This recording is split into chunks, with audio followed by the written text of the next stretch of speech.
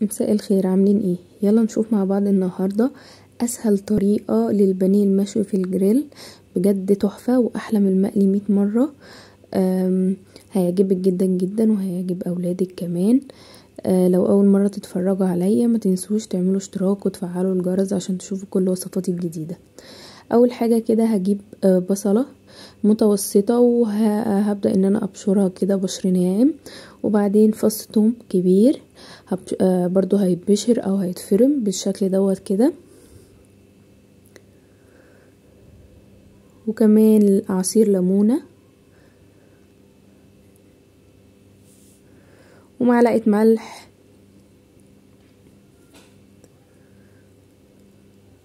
ومعلقه كزبره ناعمه ونص معلقه بابريكا ومعلقه من السبع بهارات.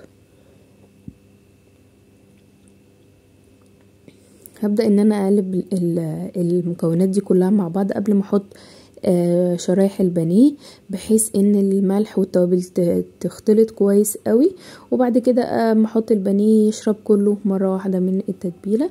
دول حوالي كده 300 جرام من البانيه شرايح اهو بالشكل دوت، وهبدأ ان انا اقلبه مع التتبيله كويس قوي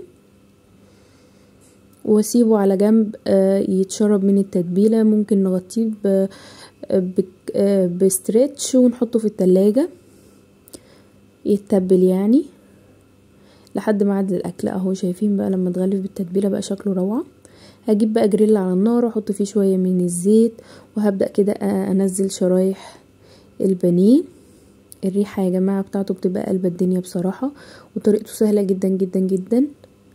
لو مستعجله وعايزه تعملي حاجه سريعه مع شويه مكرونه او شويه رز ايا كان، سهله جدا وسريعه قوي بصراحه، شكله روعه. يلا ما تنسوش بقى تعملوا لي لايك. انا قدمته مع ورق عنب، عملته طاجن كده مع ورق عنب، كان طعمه رائع. لو عايزين تشوفوا الفيديو موجود على القناه.